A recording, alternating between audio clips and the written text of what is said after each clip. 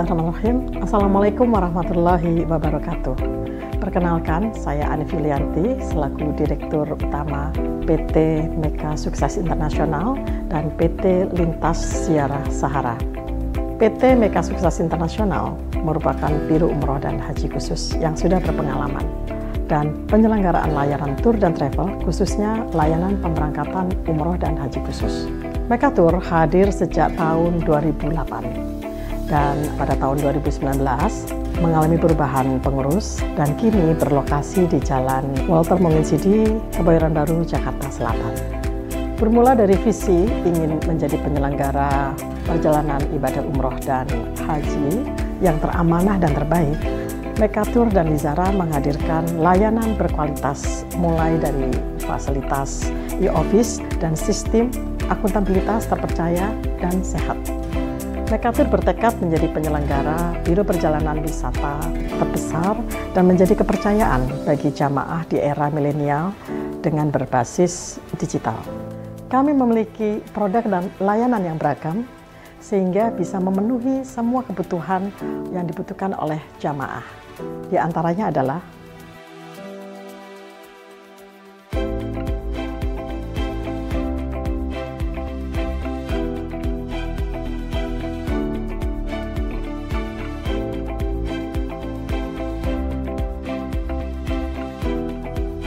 kami berkomitmen sepenuh hati dalam memberikan kualitas pelayanan sesuai syariat-syariat Islam dan amanah kepada tamu Allah Subhanahu wa Ta'ala. Kami juga menerapkan sistem SDM yang berakhlakul karimah dan mendidik untuk memiliki berbagai sertifikasi profesi sebagai upaya membangun tim yang solid dan profesional. Kami juga siap melayani para tamu Allah dengan pelayanan prima dan sepenuh hati dengan pembimbing dan mutawif yang sangat berpengalaman, sehingga kita bisa memberikan pelayanan yang terbaik, excellent service, terpercaya dan terjangkau. Kami memberikan produk layanan yang up to date. Dalam waktu dekat, kami akan mengembangkan studio podcast, di mana nantinya akan disajikan berbagai kajian-kajian dan konten ataupun edukasi Islami yang sangat bermanfaat bagi jamaah tentunya, dan akan kami sajikan insya Allah secara reguler. Mengapa harus memilih kami? Karena kami siap memberikan solusi yang terbaik sesuai kebutuhan dan permintaan tanpa mengurangi kualitas, dengan memberikan hotel yang berjarak dekat dengan Baitullah, dengan fasilitas hotel yang terbaik, dengan menu makanan internasional dan Asia. Kemudian kita juga memberikan kepastian jadwal penerbangan atau tanggal keberangkatan yang pasti kepada para tamu Allah, dan kita sudah bisa melayani jamaah dengan melakukan manasik di gedung sendiri karena kami sudah mempunyai gedung sendiri, dan tentunya kami juga resmi terdaftar di Kementerian Agama dengan SK Umroh dan SK Haji. Kemudian kami juga mempunyai nomor izin berusaha NIB dan sertifikat HAN dan sertifikat IATA. Dan tentunya kami tergabung dalam asosiasi terbesar di Indonesia ini, yaitu Ampuri Bangkit Melayani.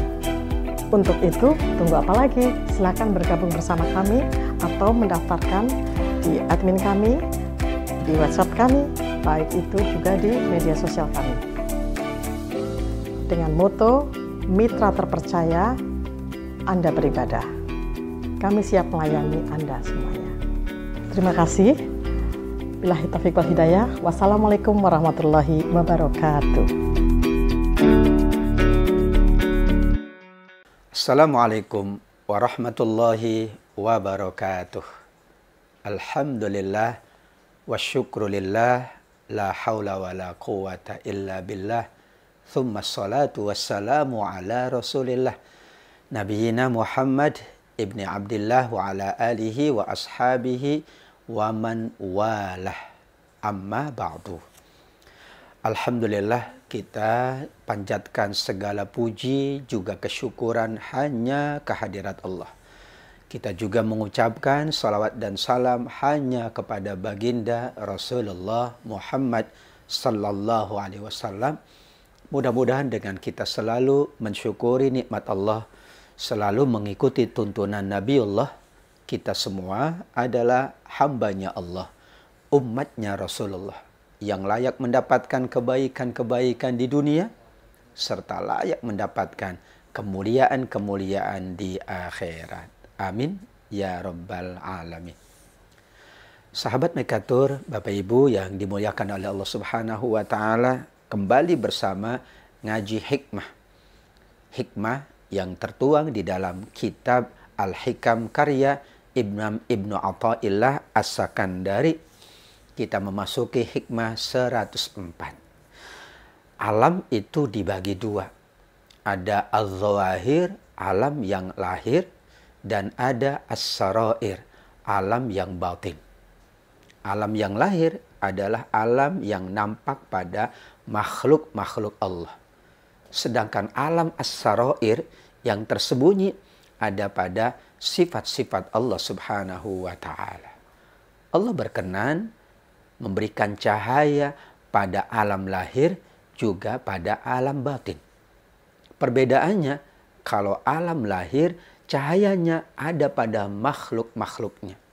Sedangkan alam batin cahayanya ada pada sifat-sifat Allah yang sangat sempurna. Sehingga dikatakan inna syamsal nahari taghrib. Kalau matahari yang menyinari pada siang hari pasti terbenam manakala berada di waktu malam.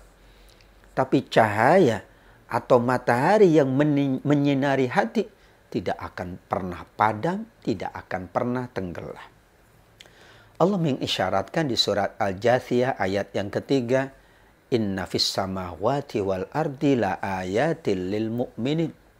Sungguh pada langit dan bumi Allah terdapat tanda-tanda, tanda keagungan, tanda kemuliaan, tanda kebesaran Allah bagi orang-orang yang beriman.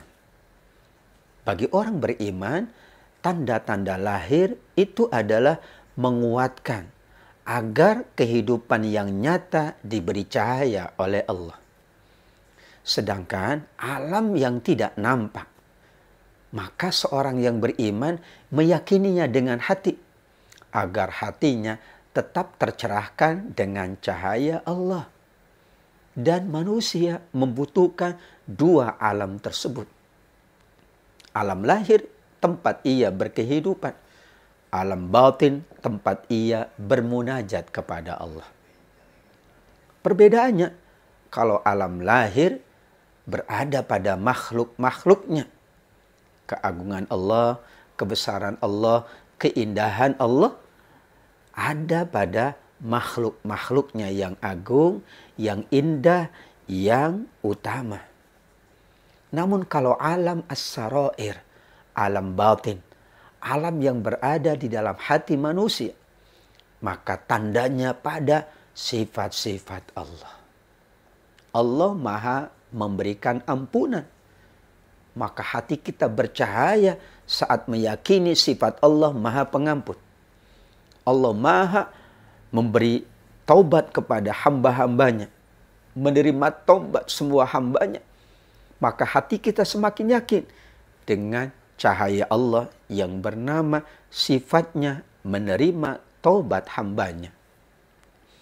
Alam sarair ini, alam yang tidak nampak ini memang membutuhkan siraman spiritualitas, membutuhkan pembacaan terhadap ayat-ayat Al-Quran, membutuhkan munajat yang intens, membutuhkan kedekatan dengan Allah.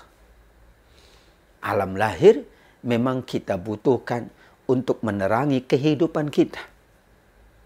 Semakin kita kagum dengan tanda-tanda lahiriah yang ada pada makhluk Allah, semakin kita mengagumi penciptanya.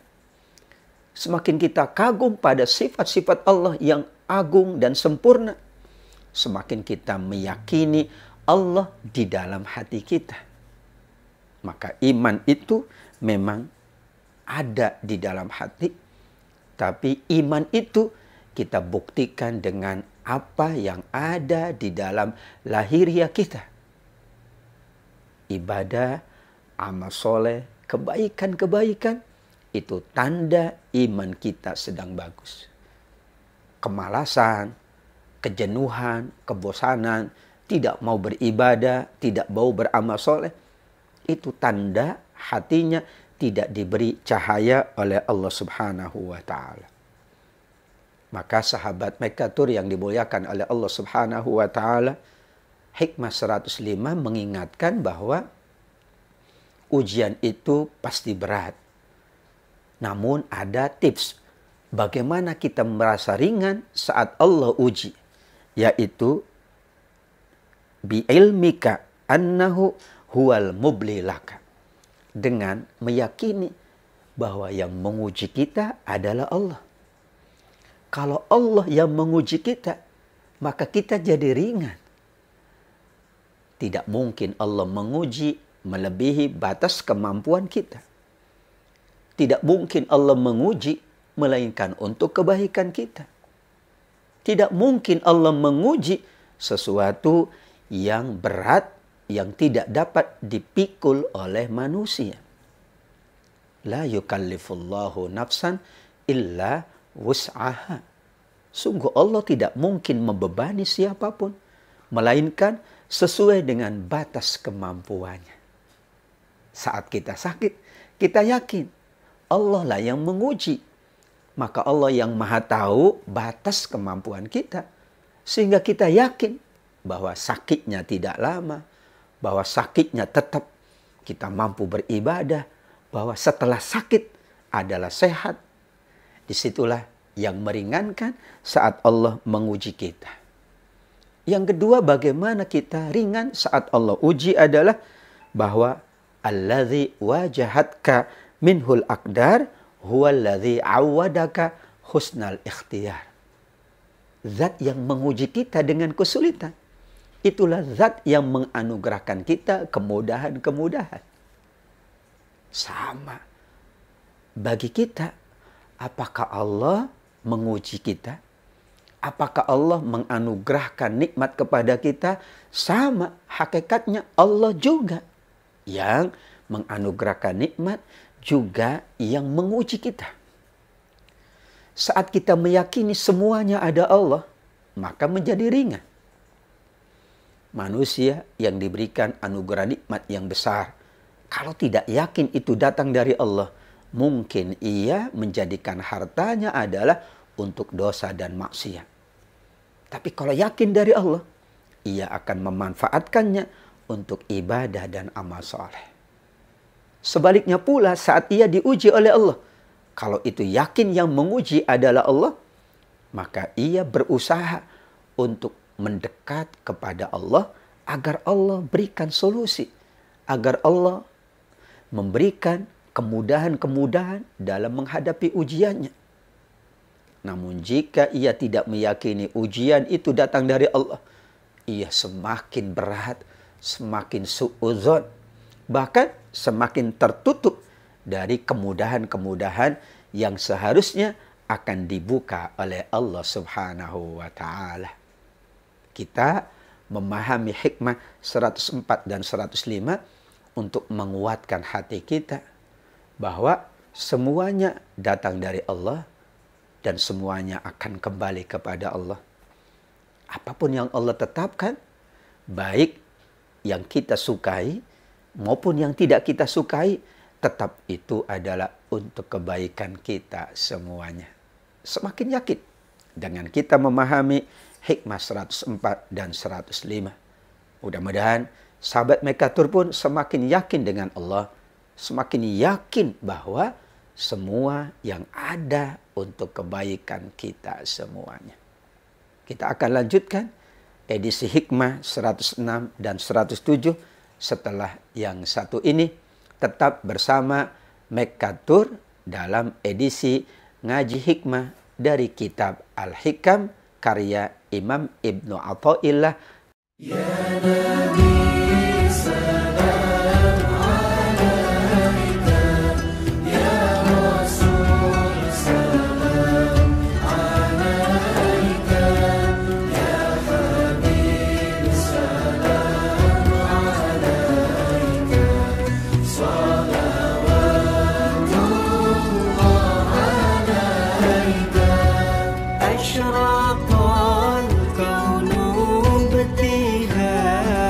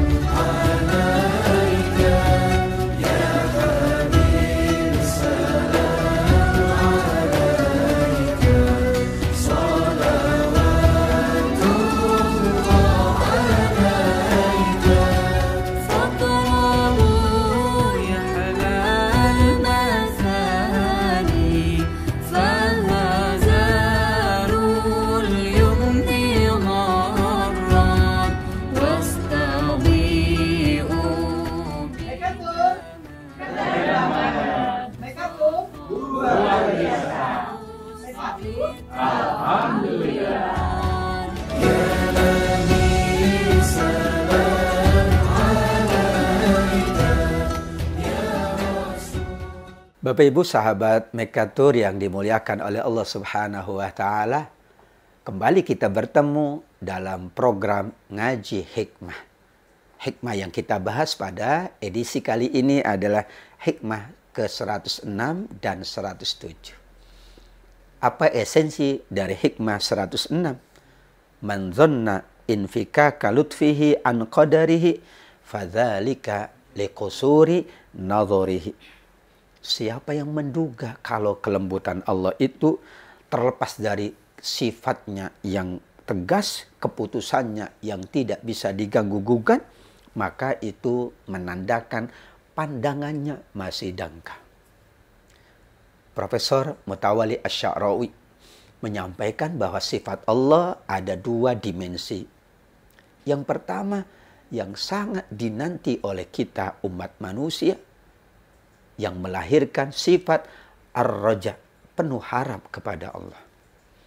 Yang kedua, sifat yang memang kita berat untuk mendapatkannya, sehingga melahirkan al-khauf, khawatir, cemas, dan takut kepada Allah, sehingga kedua-duanya adalah esensinya untuk mengukur kekuatan kita, kekuatan iman kita, kebersihan hati kita, kejernihan pikiran kita. Kalau ketiga-tiganya baik, maka ia akan memandang secara komprehensif. Pandangan pertama adalah bahwa kelembutan Allah tidak bertentangan dengan ketegasannya. Ketegasan Allah tidak bertentangan dengan kelembutannya. Maka ada sifat Ar-Rahman yang Maha Pengasih menunjukkan kemahalembutan Allah. Tapi ada sifatnya Al-Muntaqimu yang menunjukkan ketegasan Allah bahwa Allah Maha membalas semua perbuatan manusia. Ada juga Ar-Razzaq yang menunjukkan kelembutan Allah dan kita mengharapkan rezeki Allah karena Allah Maha memberi rezeki.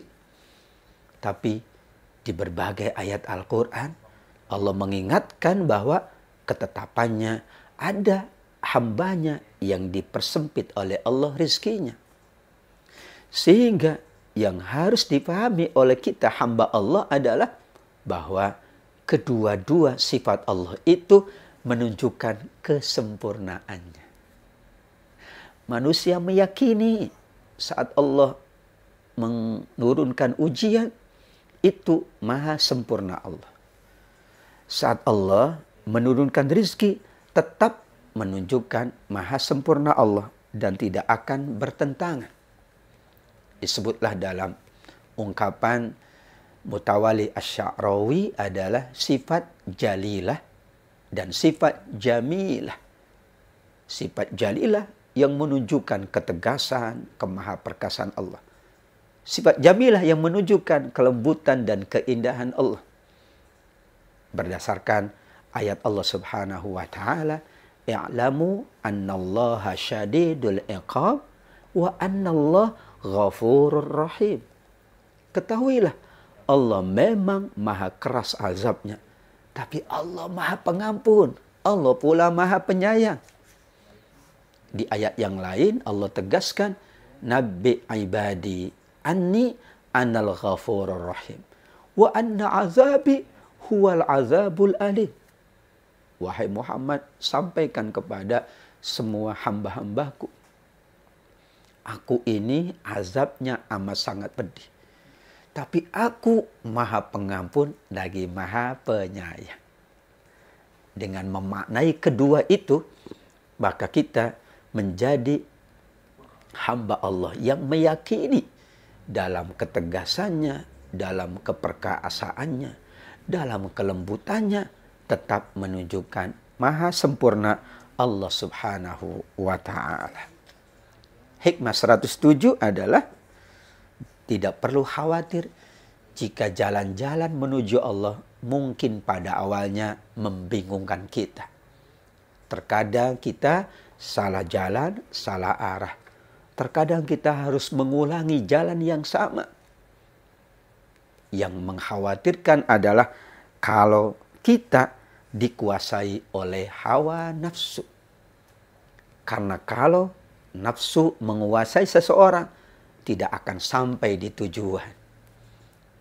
Melainkan benar-benar ia mampu menghilangkan kecenderungan nafsunya. Ia mampu melepaskan kekuasaan nafsu atas dirinya. Insya Allah pada akhirnya sampai di tujuan yang agung.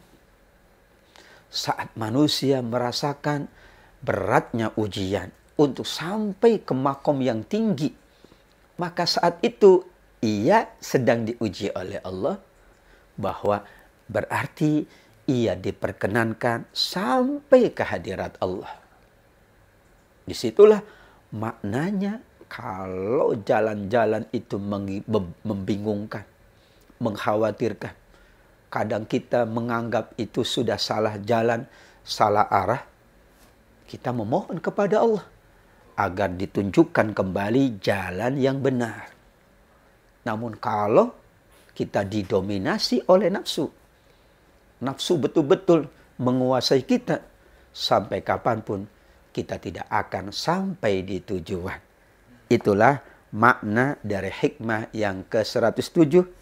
La yukhafu alaika antal tabisat tariq wa innama yukhafu min ghalabatil hawa alaika.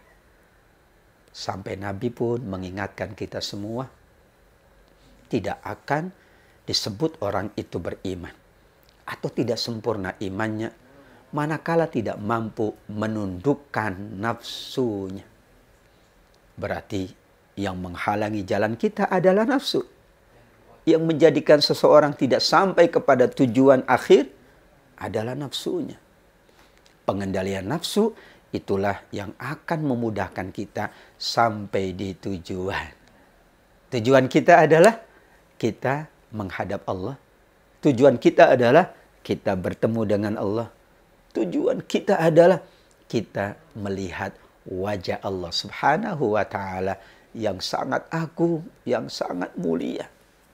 Dengan demikian, hikmah 107 ini merupakan landasan kita untuk menguatkan harapan, menguatkan asa kita, menguatkan keyakinan kita bahwa semua jalan-jalan yang sudah Allah perintahkan, sudah Allah siapkan adalah jalan-jalan kebaikan, dan hawa nafsu itulah yang akan menghalangi seseorang, membatasi seseorang, bahkan menjadikan orang tidak sampai di tujuan. Qad aflaha man zakkaha. Dia akan sampai di tujuan, dia akan beruntung kalau mampu membersihkan hatinya. Salah satu media membersihkan hati adalah melepaskan ketergantungan nafsu atau dominasi nafsu atau kekuasaan nafsu atas umat manusia. Maka Nabi dibebaskan dari belita nafsu. Maka Nabi adalah seorang yang sangat mampu untuk mengendalikan nafsu. Kita umatnya membutuhkan media, membutuhkan sarana untuk kita mampu mengendalikan nafsu. Sehingga seorang yang mampu mengendalikan nafsunya, ia insya Allah berhasil selamat sampai di tujuan yang ia cita-citakan. Mudah-mudahan sahabat Mekatur, jamaah yang dimuliakan Allah, adalah hamba-hamba Allah yang mampu mencapai tujuan utama, tujuan agung. Sehingga semua kehidupannya, proses yang dijalaninya adalah pahala-pahala, kemuliaan-kemuliaan, serta ampunan-ampunan dari Allah. Mudah-mudahan bermanfaat untuk kita semuanya. Ngaji hikmah ini terus-menerus insya Allah kita mengikutinya bersama Mekatur. Jangan lupa like, comment, share, subscribe semua media sosial untuk kebaikan dan keberkahan kita semuanya. Wallahu a'lam bishawab. Sampai ketemu di episode berikutnya. Tetap ngaji hikmah bersama Mekatur. Wassalamualaikum warahmatullahi wabarakatuh. أنا ما نسيت